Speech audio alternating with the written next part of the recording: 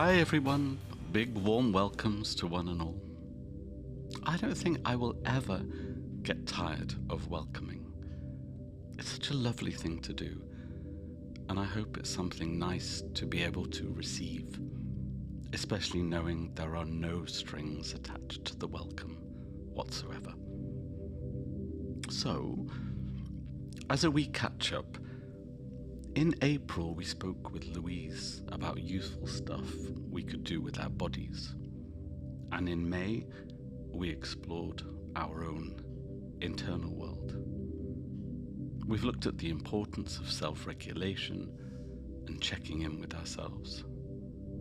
We've explored the body's alarm system and polyvagal theory in connection with trauma, and we focused on a fair few interventions here and there, such as orienting and self-soothing. Now, for the month of August, we'll be slowing down and unpicking the relationship between mind and body in greater detail. Why? Well, because nothing is more important than wellness. We know this. This is how it is. And we know that getting the body right is as important as getting our mind right. So let's go. The 1st of August, somatic housekeeping. Here's some terms that might be useful for starters. Somatic is defined as being focused on all areas of the body that are separate from the mind, the soul, and the psyche. In Greek, the word soma means the body living in its wholeness. Somatic therapy, sometimes known as body psychotherapy, is a therapeutic approach that places importance on what we experience in the mind and the body, as well as the connection between the two. Somatic symptom disorder, SSD, is when an individual becomes fixated on areas of their body that are perceived to be pained or diseased, but where no physical symptoms can be found medically. SSD may be a useful indicator of a person having a disconnect between their mind and their body, or having distorted perceptions and misinterpretations of bodily sensations. If anyone identifies with spending excessive amounts of time scrutinizing their bodies and fearing the worst, now might be a good time to go on a journey of knowledge and understanding as to how the body works and how we can look after it and how we can grow to trust it with our continual survival and flourishment. Question time. Would you say that your mind and body work well together? Or are they at odds with each other? Do you sense that your mind is disconnected from your body, and or vice versa? Are you mostly in your head, your heart, or your body as a whole? Are there any other questions in this arena that might be useful to ask and then seek to answer? The 2nd of August, homeostasis. This is defined as a body's self-regulating process, where the stability of the organism as a whole can be maintained by adjusting and adapting to an ever-changing environment. Much of this work goes on automatically thanks to our reptilian and mammal brain. But what about our intellectual human brain? how much of what we do with this side of us can help or hinder the well-being of the body? For example, does your conscious mind trust your body to regulate itself? Or does it fret and worry that something is going wrong? And does it ultimately meddle unnecessarily in its affairs? Does it intervene as and when required? Does your conscious brain weigh up the needs of your physiology as much as your psychology? By the way, adaptogens are substances that help the body become resilient to stresses and assist with the process of homeostasis. They tend to be herbs or roots, such as ginseng, or other plant forms such as mushrooms. Could aiding your body in this way help to pacify an anxious mind? 3rd of August, rhythms and circadian rhythms. All of the atoms in the world are vibrating. This includes the atoms within us, the atoms in the air we breathe, and the atoms in everything we touch. Each of these clusters of atoms are vibrating in different ways, different frequencies, and to different rhythms, according to the shape and the structure of the mass at hand, be it a lung, a knee, or a finger.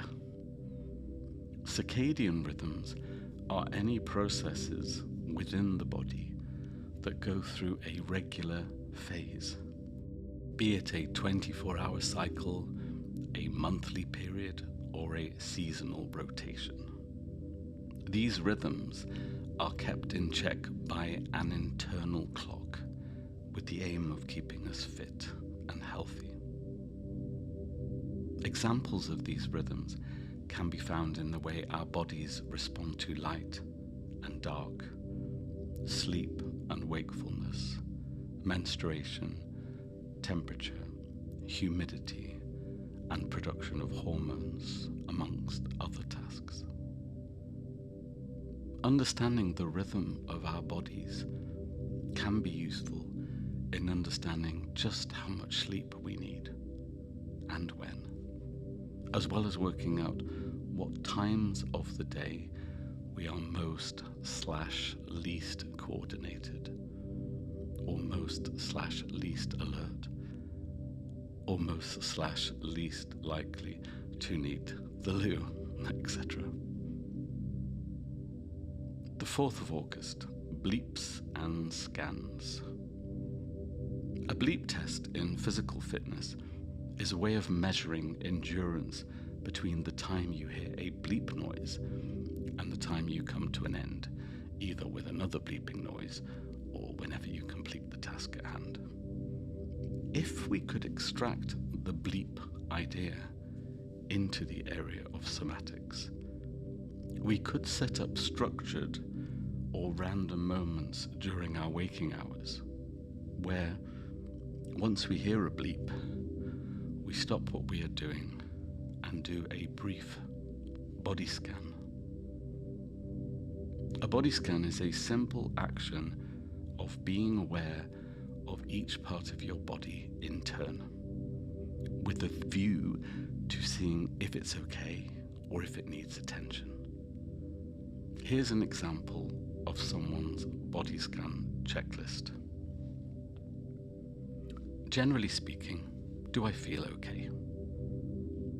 Am I tired, or am I coming down with something? Do I need to take a break from my task?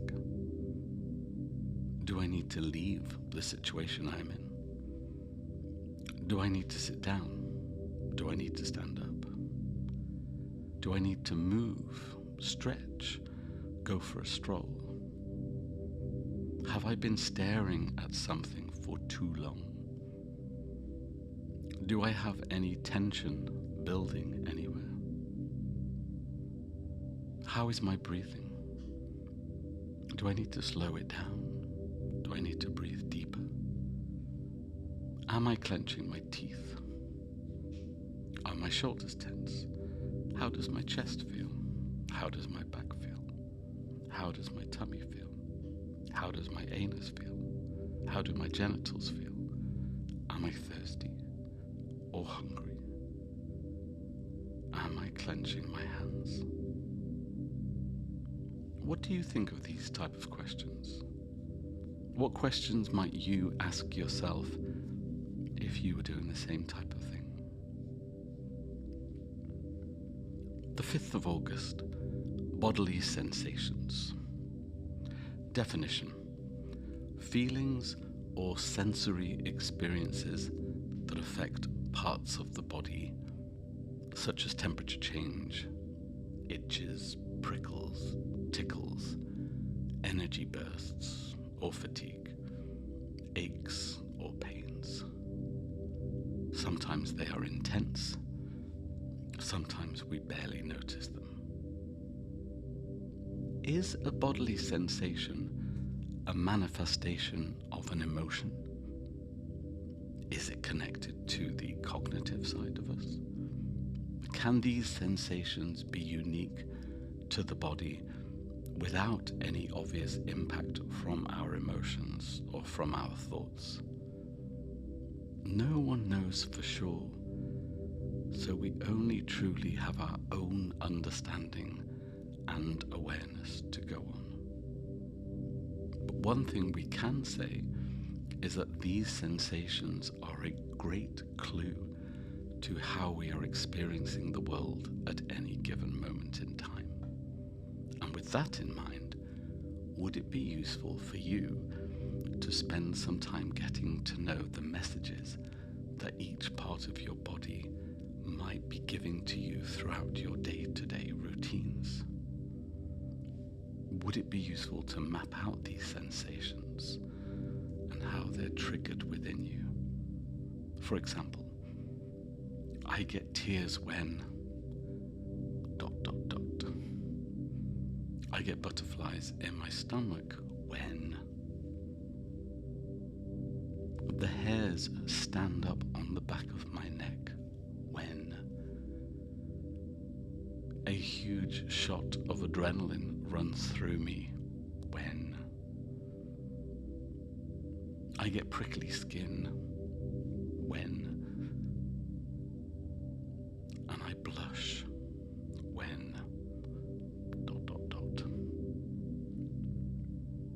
The 6th of August, externalizing the internal, alternatively known as better out than in. If you have any current or historical distress swirling around your body, there's every chance that it's toxic and is harming you in some way. So getting it out of your system is one of the main plans of any recovery. While counselors may not fully understand the science behind it, they have seen huge benefits when their clients say things out aloud rather than merely thinking or feeling them. Thinking on its own keeps thoughts contained within the mind, with nowhere to go but round and round. Speaking the thoughts aloud seems to break the cycle in some way.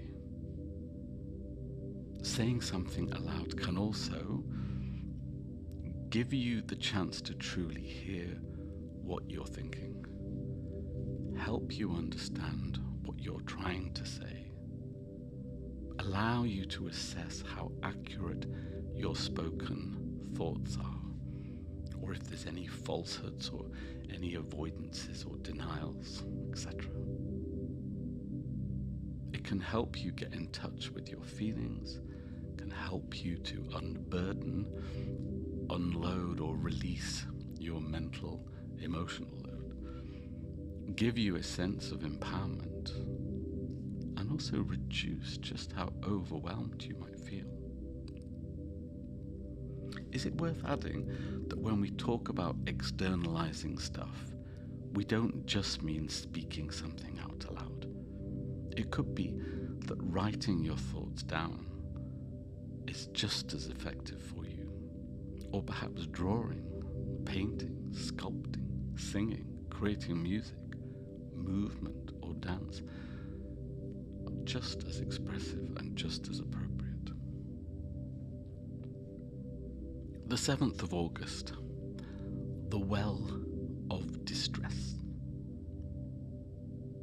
Just as Freud spoke of humans creating psychological defense mechanisms to protect us from uncomfortable truths, Wilhelm Reich saw our body developing an armor as a way of storing up tensions and strong emotions. This, he believed, needs to be addressed if we are to reacquaint ourselves with our own life force. See what you think of the following. There is a well within each and every one of us that has so far gone undetected by X-rays and autopsies. The well is where all our unwanted memories and emotions end up, alongside all our hurt, pain, and traumas. The well starts at the mouth and can reach right down to the stomach or the intestines. Sometimes, when people are unable to carry the heavy burden of their distress, they release bits of it in the form of a huge sigh or a series of sobs or judders. Sometimes, if people choose to purge themselves of the distress that lies at the bottom of the well, they may well wish to go to a therapist or a group of people they trust. Here they may seek to revisit or reenact the time of their painful experiences, or they may be able to tap into the well by talking about their hurt in the present moment. When the distress rises to the top of the well, some people burst into floods of tears. Some people shake, while others find screaming and hollering a good way of releasing these deep-rooted emotions. There's no right or wrong way to do this, so long as you are safe and are prepared to be exhausted for some time afterwards. And the rewards for doing this can be immeasurable. What do you feel about this? Might this be useful to you in some way?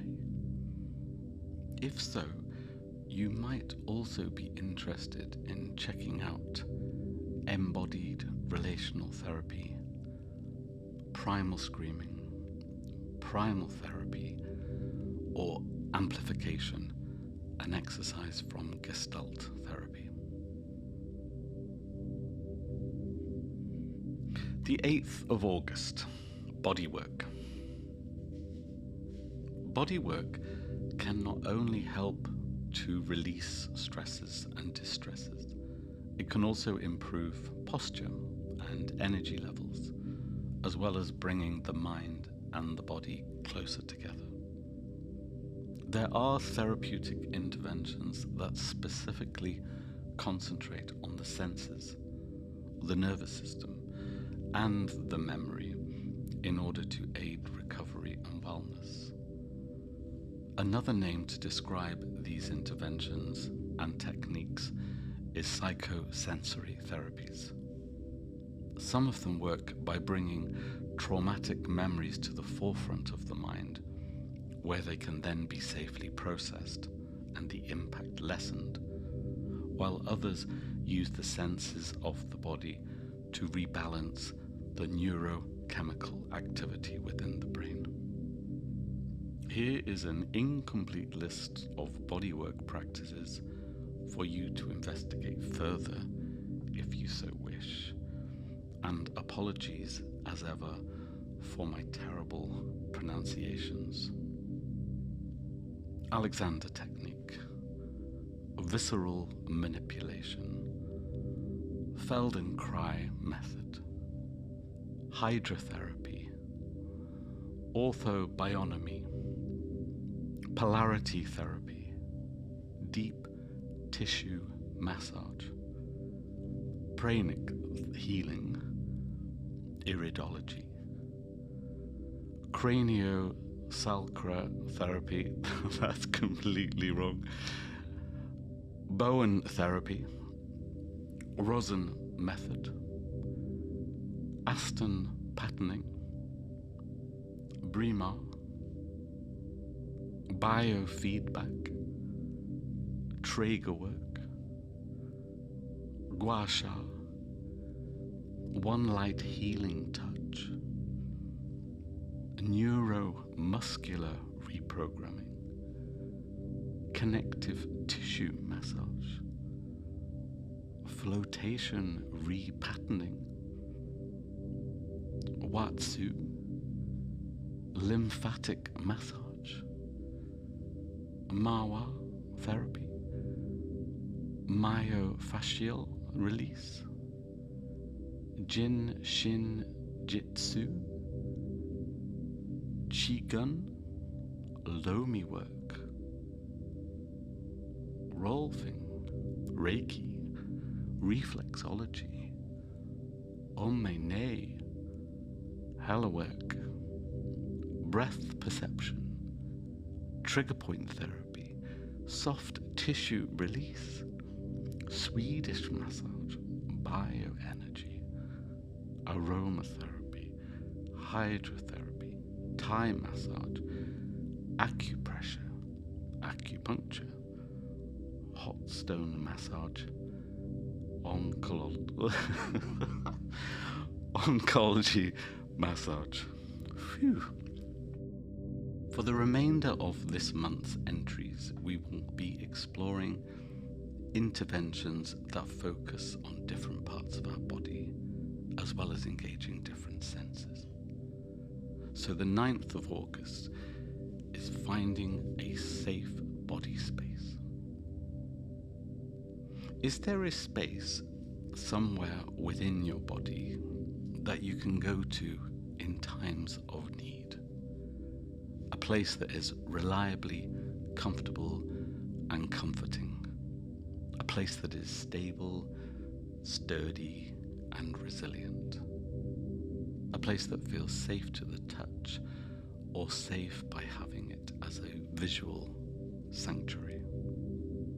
It could be the inside of an elbow, a finger or a toe. It could be soft, it could be bony, it could be in multiple places. You choose. The 10th of August, silence, stillness, and peace. Blaise Pascal wrote that all of humanity's problems would be solved if we could sit alone in a quiet room. Yet as a rule, we can't sit still or quietly for any great length of time, and so our problems remain. This is a part of the human condition.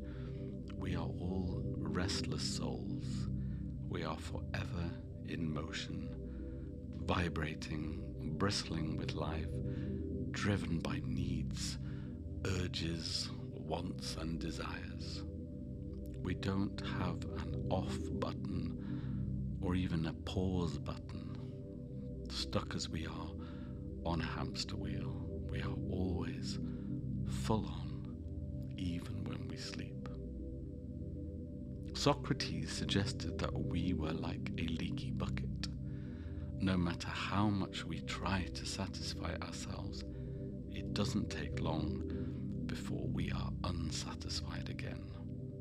Like an itch that cannot be scratched, a listlessness, an emptiness, a constant thirst and hunger. With this in mind, perhaps taking time out for silence, stillness, peace and quiet is no bad thing to attempt to do. What do you think? The 11th of August, being in the present moment. There is only one moment, and that is right here, right now. Although this being a podcast, I'm not sure that's strictly true for me, although it is for you, if you're listening right now. And if you are dwelling on things from the past, or fretting about what might happen in the future, you're not in the present moment. Any means of achieving more and more moments where you are rooted in the here and now can only be a good thing, yeah? The perceived wisdom of how to achieve this state is to be slow, to be aware, to be deliberate and purposeful in whatever kind of action you may do.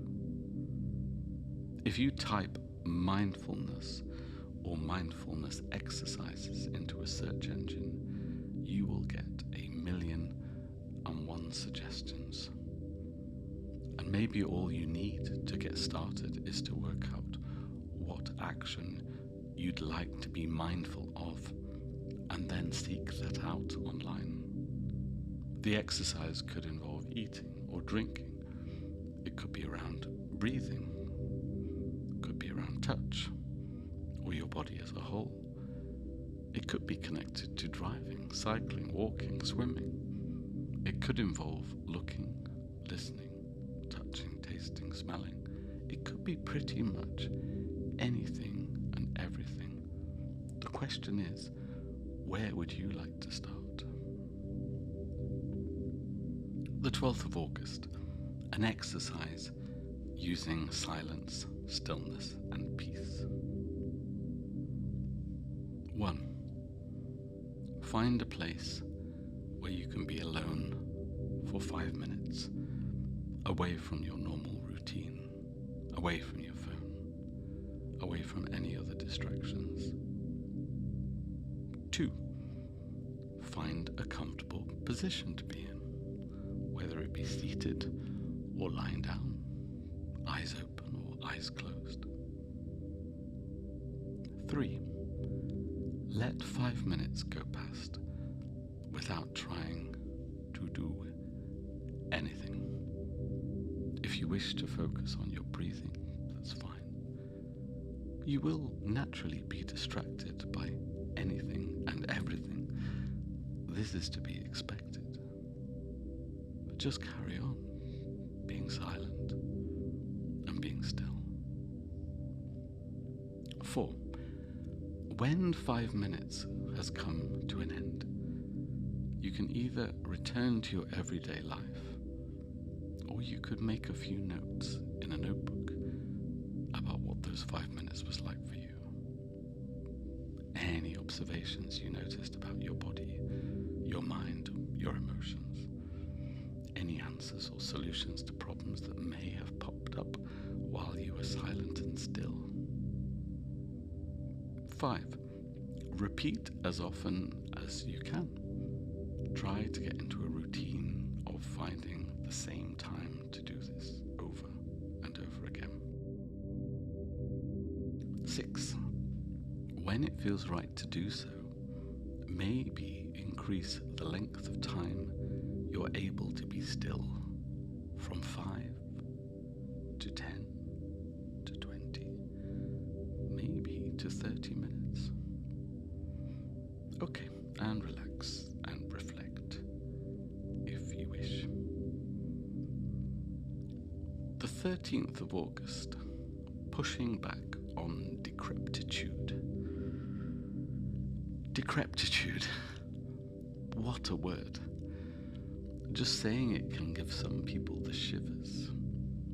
Here are a few notions of what it means.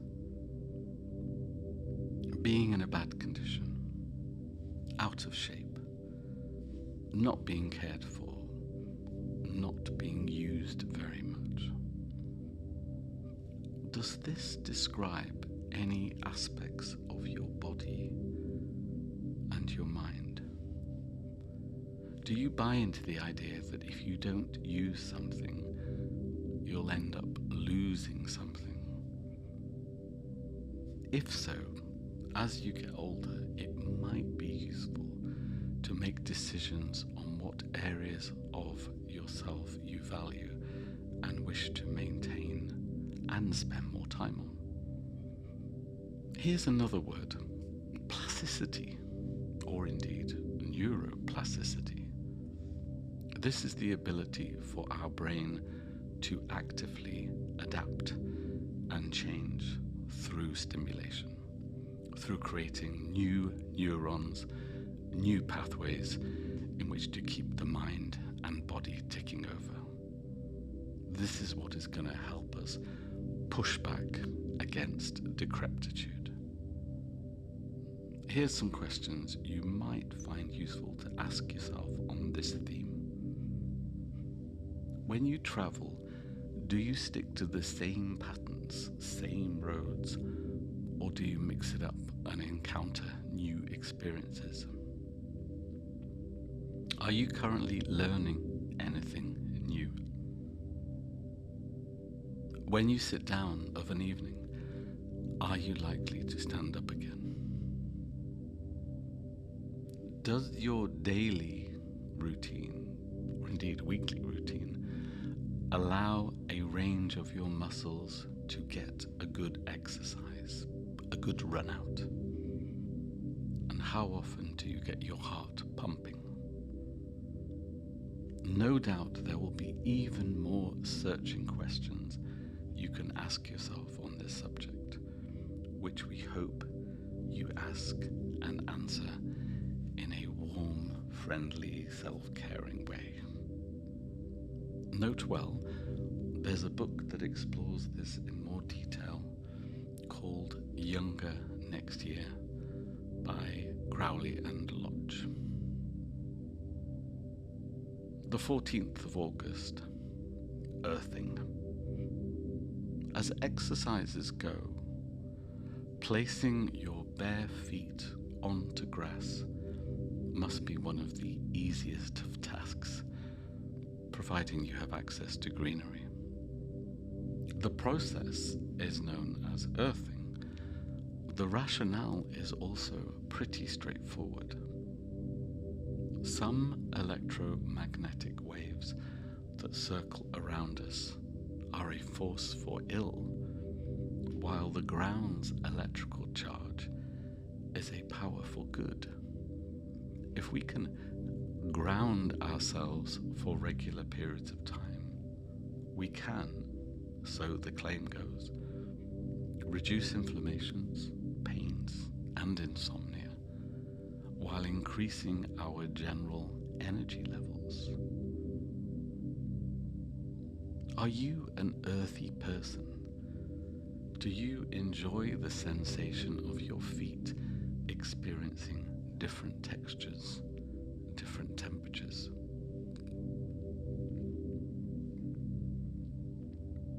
The 15th of August, movement. Lydia A.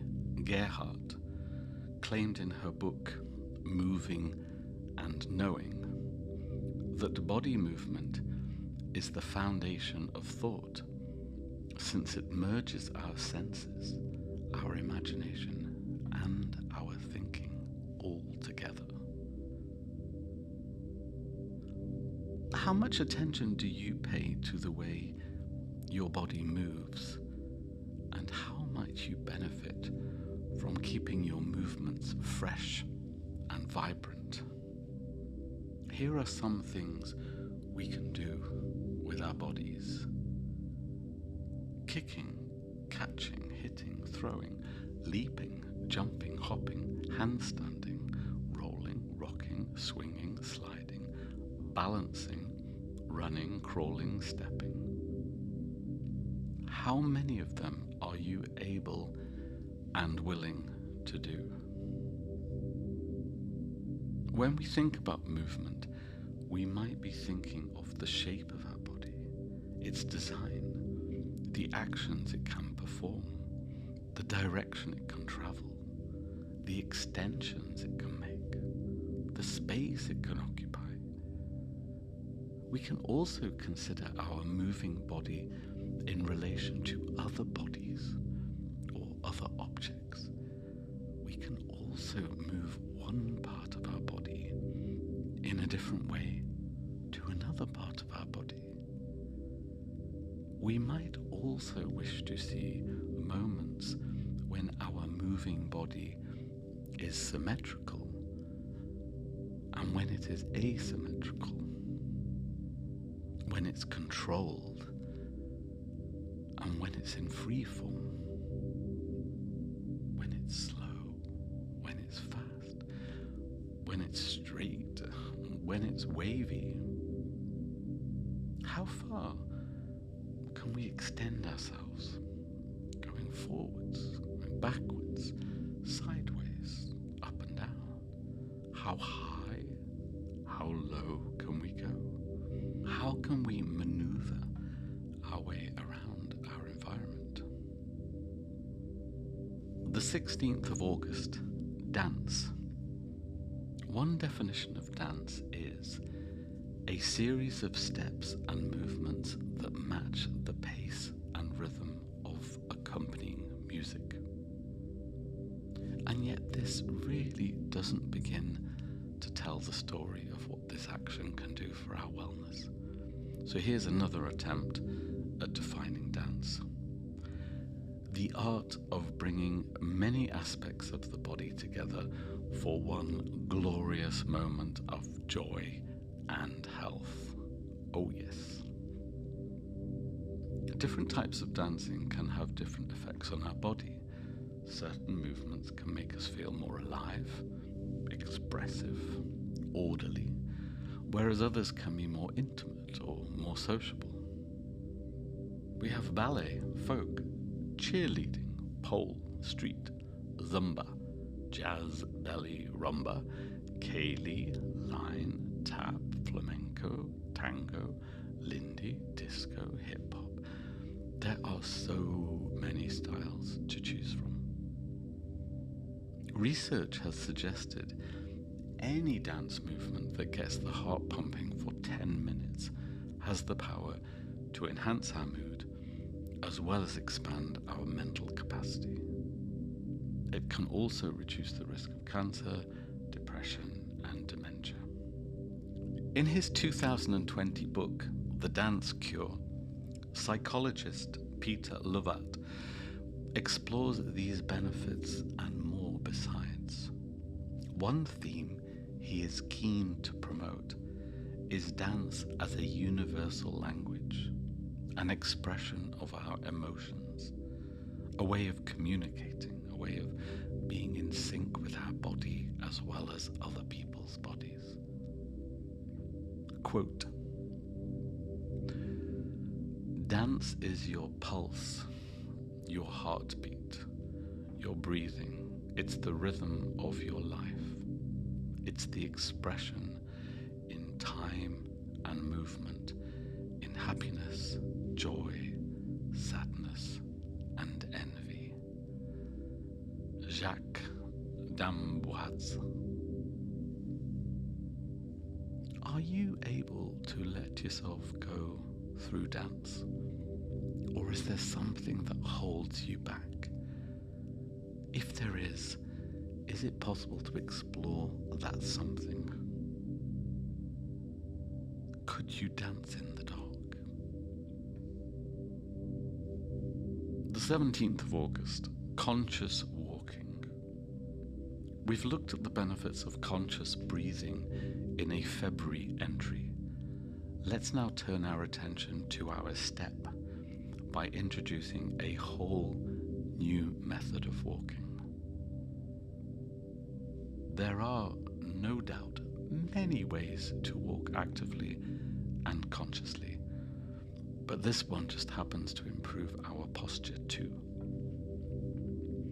So unlike a typical unconscious step, which starts with one leg moving forward and the second leg following suit, This approach makes us aware of the leg that's about to be propelled forward but is presently slightly behind our body. By focusing on the back step thrust of each of our legs, which takes quite a lot of concentration, by the way, we can become pretty body/mind fixated. Great if you have unwanted thoughts, or if you're feeling a bit weird or dissociative. Once you get the hang of doing this, these movements can become more pronounced, and we can start to feel some new muscles doing some good workouts too.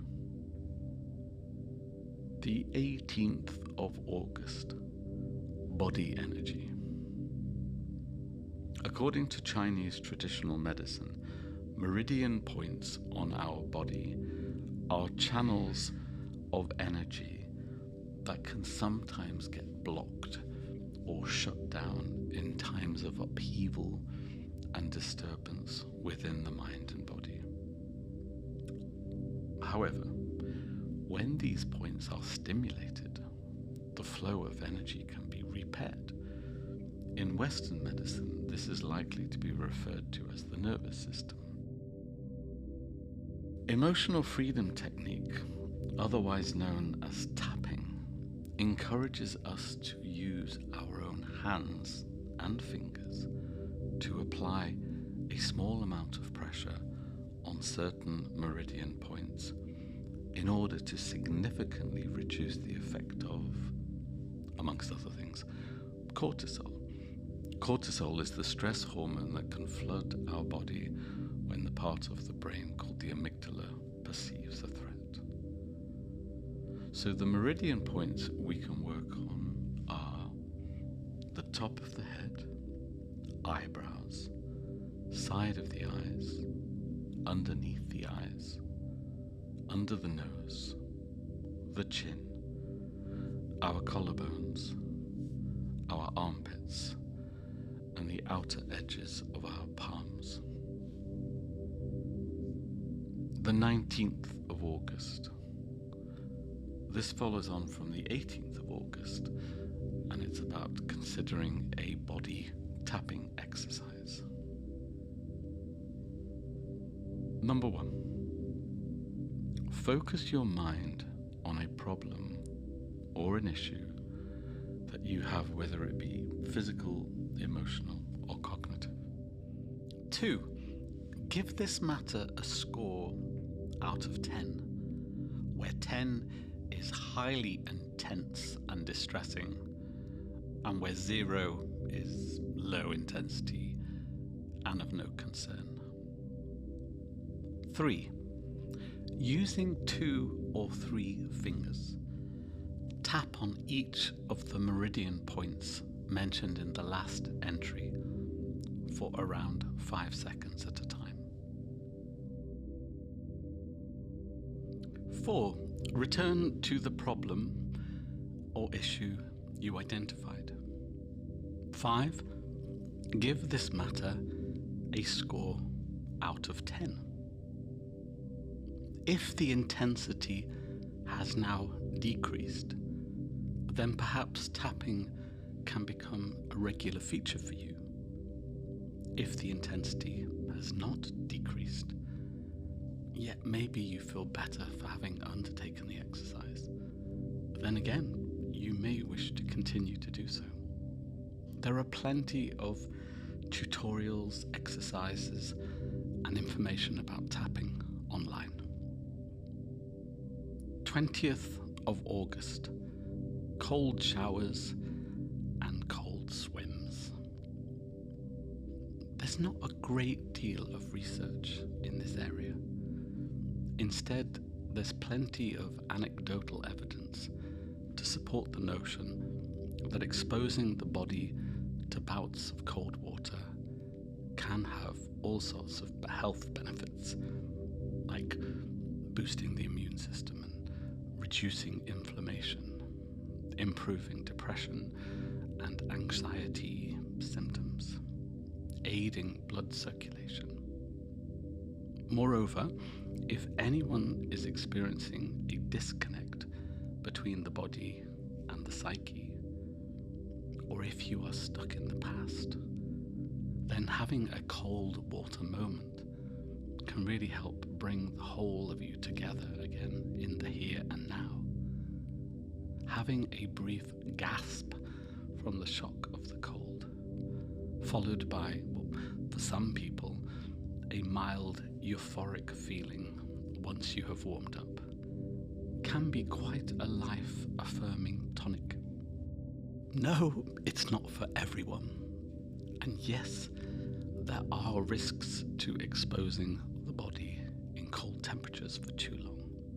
And yes, there's more information about this on the internet. 21st of August, yoga and trauma-sensitive yoga. So yoga is concerned with the movement of the body and assuming different postures in order to develop body strength and improve balance, amongst other things. The knock-on effects of yoga can also aid pain, insomnia, stress, and anxiety, and can help people ground themselves in the present moment. Where trauma-based yoga differs from standard yoga is the emphasis it places on body awareness and the reunification of body and mind. It also recognizes the importance of a safe environment with plenty of physical space between each person, the need for a slow, gentle, and light approach to avoid the risk of triggering the trauma, and also the liberating quality of allowing individuals the freedom to choose how they perform each posture. The 22nd of August, sound. If illness and distress can be reduced to the notion of having a disturbed frequency, then there's hope that external sounds can heal the body's natural frequency. If you enjoy music and would like to use it as a healing tool, perhaps you would consider some of the following interventions. Music therapy, the isomoodic principle, the mood wheel, Bonnie method, Orff Scholwerk, and Nordaf Robbins. 23rd of August. So what's your frequency?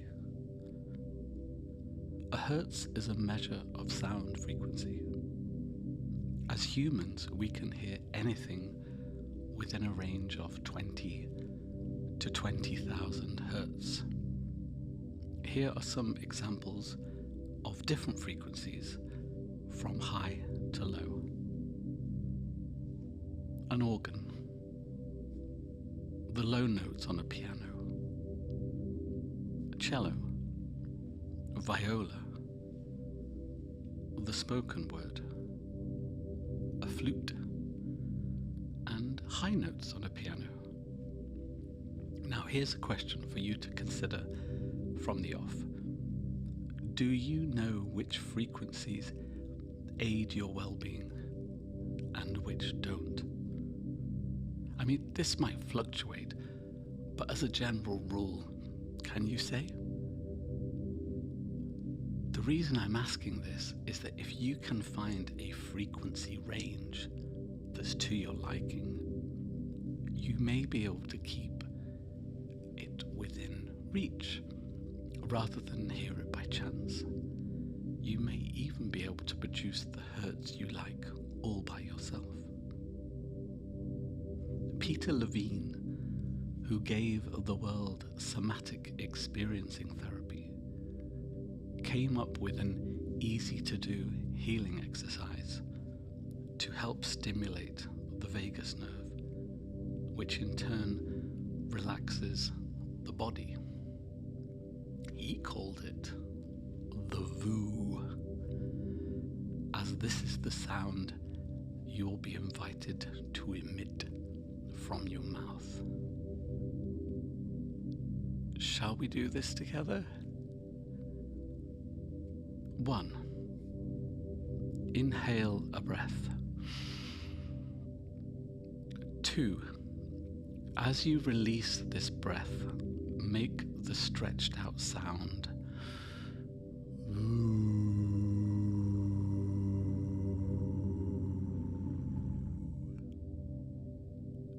And again, and again, for as long as you wish. You may want to vary this sound by adding some texture to the VOO. For example, VOO, or VOO, or baby VOO-wee, and so on and so forth. 24th of August, smell. Essential oils can either be used as a diffuser, inhaled via a tissue or cloth, diluted in bath water, or mixed with massage oil and rubbed directly onto the skin. The results can produce different effects on our mental state, depending on what type of flowers or seeds or roots are being used. For example, lemon is considered to be uplifting and energizing, while ginger is associated with the digestive system. Lavender can help people sleep, and eucalyptus is linked to our respiratory system. Essential oils can also assist with muscular aches and pains. 25th of August, guided meditation. Do you find it hard to focus on anything for a sustained period of time? Does your mind frequently wander off from the task at hand? If so, you may consider introducing some guided meditation into your life. Here, your attention can be channeled through another person's voice or someone else's words, as in written on a page.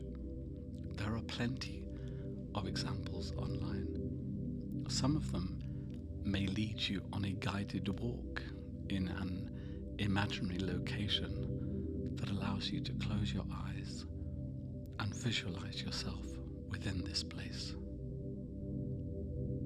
Other forms of guided meditation may focus on parts of your body. The exercise I'm now going to read out, which you can either do in your head or by writing words on a piece of paper, is designed to help you get a snapshot of where you are at this very moment in time. And naturally enough, there are no right or wrong responses to the missing gaps, to the pauses that I'm now going to introduce. And if nothing comes to your mind, then that's fine. You just move on to the next one. Okay, let's give it a whirl. I am. I hear. I see. I want to.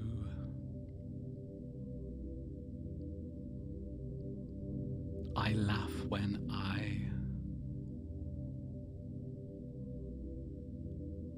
am.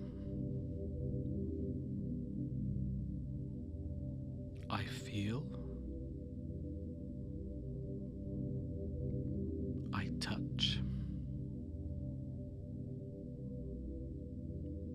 I cry. I worry.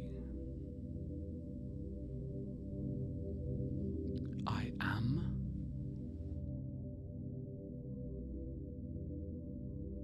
I understand. I say. I dream.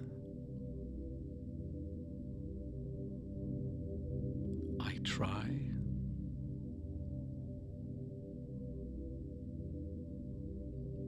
I hope. I am. Okay. And breathe. And reflect. So just out of interest, did you learn anything about yourself whilst doing this exercise? Did you experience any bodily sensations? Would it be useful to do this exercise from time to time if you're getting something out of it? 26th of August, havening. Havening was created by Ronald Rudin to help people find a safe space from the effects of PTSD and phobias, and to allow the brain to process traumas in aid of recovery. This example of a havening technique involves doing 3 actions in one go. Number 1. Firstly, picture and hold an image of a safe space. Could be a park, say, or a field, a beach, a room, anywhere that feels safe.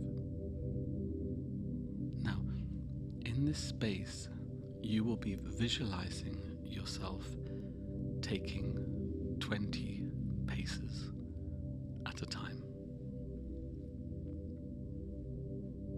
Number 2, fold your arms to your chest so that your left hand can gently rub up and down your right arm from shoulder to elbow, while your right hand is doing the same on the left arm from shoulder to elbow. 3.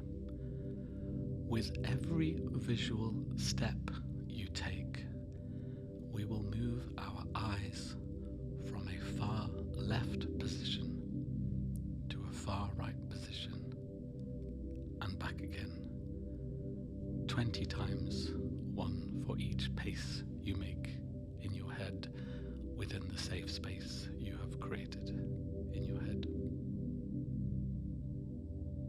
Once you have understood and grasped these 3 actions, you are now ready to recall a historic event that you find distressing. When you do this, allow yourself to feel the emotions of this distress, if you believe it is safe to do so.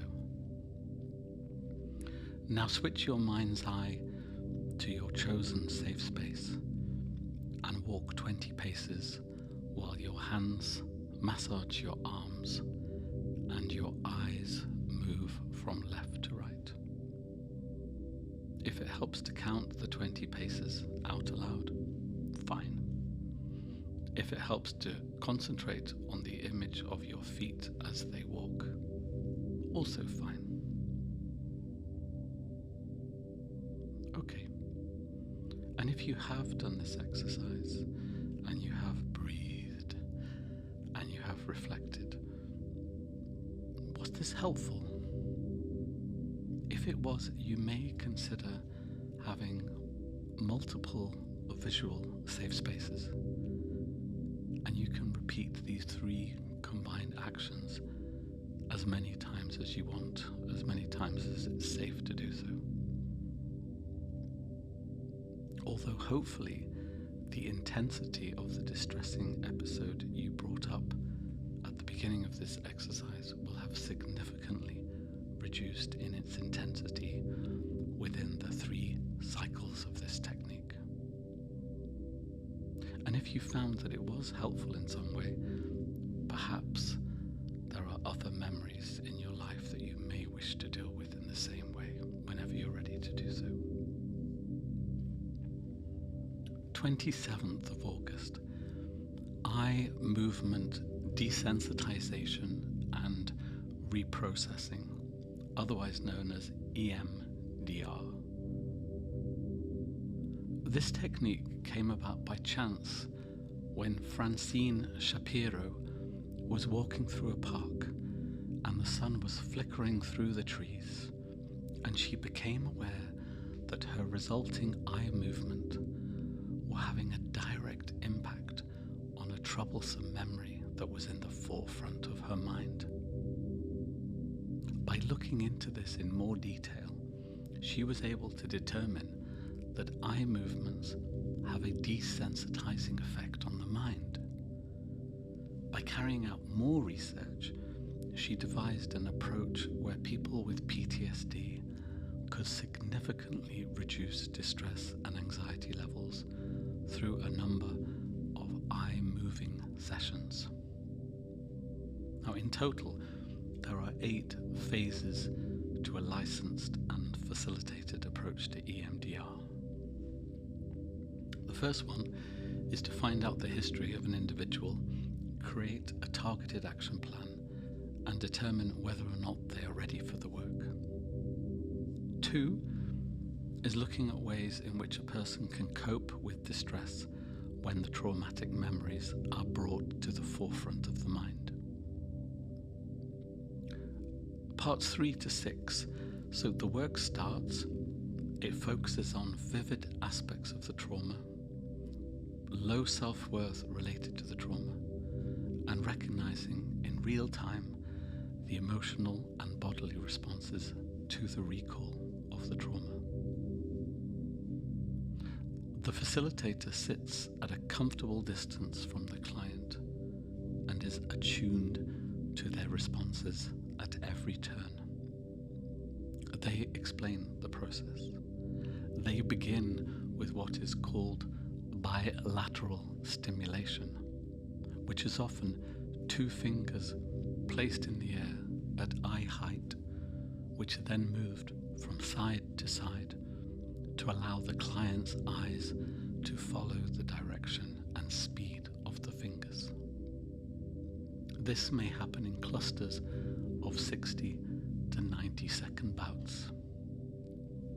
In between these eye movements, the facilitator's dialogue will focus on getting the person to be aware of what is going on for them and to encourage them to keep going and keep breathing. So they might say, for example, "What are you noticing right now in this very moment?" Okay, make a note of that. Go with that and see what else happens. What is that like for you? Remember to breathe. What are you getting now? Keep going with that. Are there any sensory details you may wish to explore further? Okay, let's notice that as you follow my fingers. Take a breath. And the 7th point is that in between sessions, a person is invited to start a diary or a log of how they are or how they have been during the week, and if they have been able to use their learned coping strategies to good effect. And the final 8th point is that at the next session, there is a chance for feedback so that the facilitator can alter the approach if necessary. It is hoped that at the end of all the sessions, an individual reports that they have had no distress related to the memory of the trauma. The success rates tend to vary between 60 and 80%. 28th of August, felt sense. This could include focusing, somatic experiencing, and sensor-motor psychotherapy. Eugene Gendling, a philosopher and psychologist, came up with the term felt sense to describe a sense of something that was being experienced by the body. It wasn't an emotion, and it wasn't something that could easily be described by words. So most people will have ignored its messages.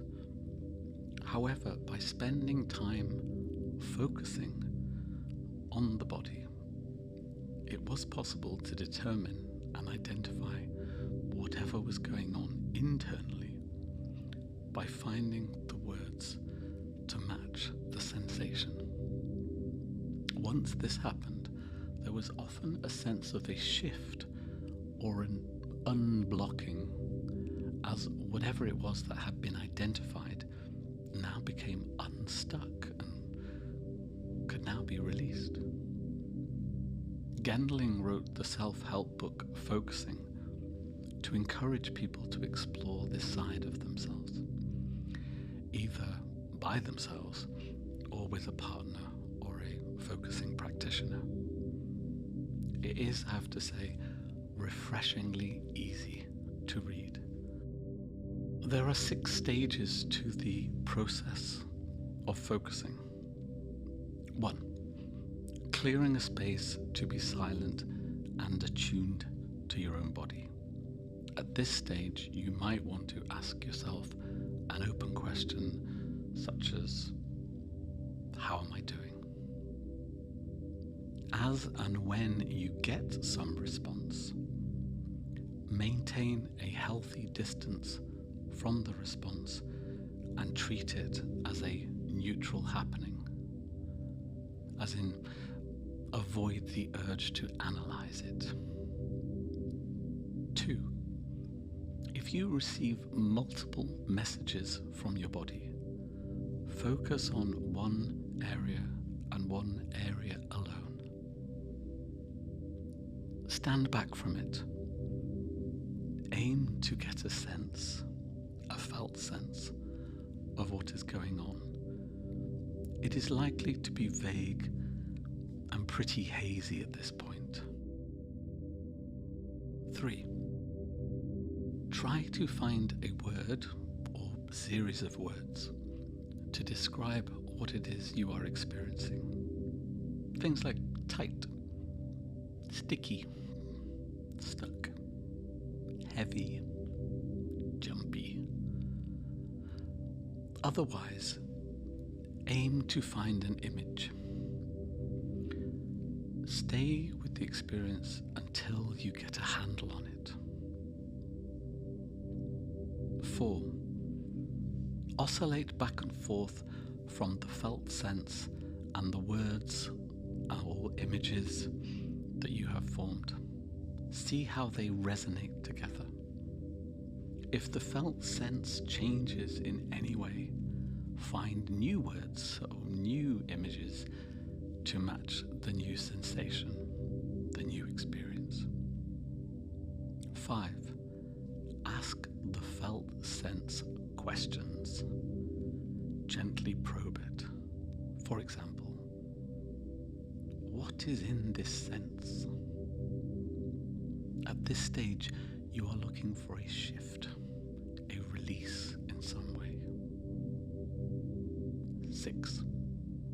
Once you experience a shift within your body, stay neutral and openly receive what is happening, however short or however long the moment might be. Eugene Gendling urges people not to be put off if they do not initially experience a shift or a sense of something happening. This may take time, or it may be happening without us being fully aware of it. Once you get into the swing of this episode, it's likely that the 6 stages become automatic and fluent, and some of the stages can be repeated within the same session to get the most out of the experience. So here's some examples of how focusing could be useful to us.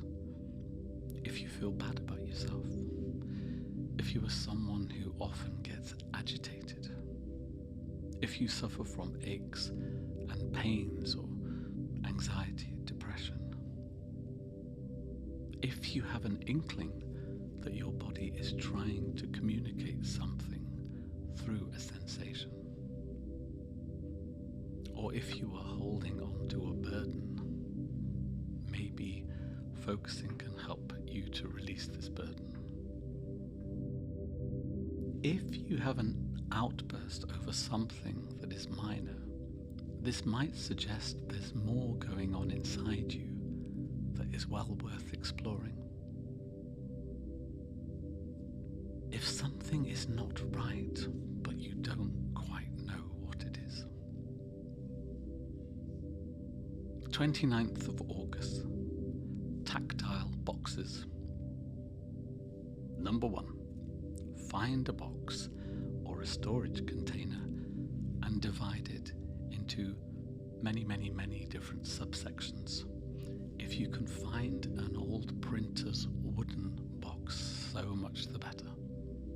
2, fill the box with all sorts of textures such as sandpaper, leaves, plastic, wood, sponge, wire, nuts, bolts, rubber, leather, clay, plasticine, rock, wool, metal. 3, touch each object in turn and see if a certain type of tactile stimulation matches your current mood, or brings you comfort, or helps to ground you in some way. 4, use the tactile box as and when you feel the need. And finally, 5, if you recognize which types of textures, materials, fabrics best match your needs, you could start to carry them around with you. 30th of August, quivering. Picture the scene. Thanks to its alarm system going into full flight, a zebra has managed to escape the unwanted attention of a predatory lion. Yet before it can collapse and rest its exhausted body, there is one outstanding task. The zebra needs to quiver. Through this action, the stress hormones adrenaline and cortisol, which are currently trapped inside the zebra's body at a cellular level, can now be released. This quivering action ensures that episodic moments of stress do not become toxic or chronic for the zebra. As humans, we can do the same whenever our alarm system is triggered. The technical name for quivering is tension release exercises, TRE, as developed by Dr. David Baselli. There are plenty of YouTube videos on this theme to check out, which generally involve placing the body into positions that allow muscles to quiver, to shake, to tremble, to vibrate, and ultimately let go of stresses and ultimately calm down our nervous system. Is this something that you might consider?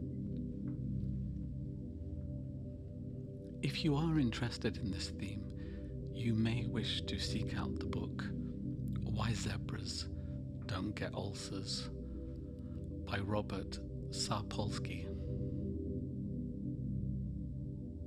Okay, and finally, the 31st of August, some somatic afterthoughts. So for the past month, we've looked at different aspects of how body and mind can come together for the benefit of the organismic self as a whole. And yet there is still so much to learn and so much that hasn't been unpacked. We've looked at how our homeostasis can be improved by focusing on certain senses, and yet there are other senses which we still haven't explored, such as taste, pain, direction, speed, temperature, time, and even intuition.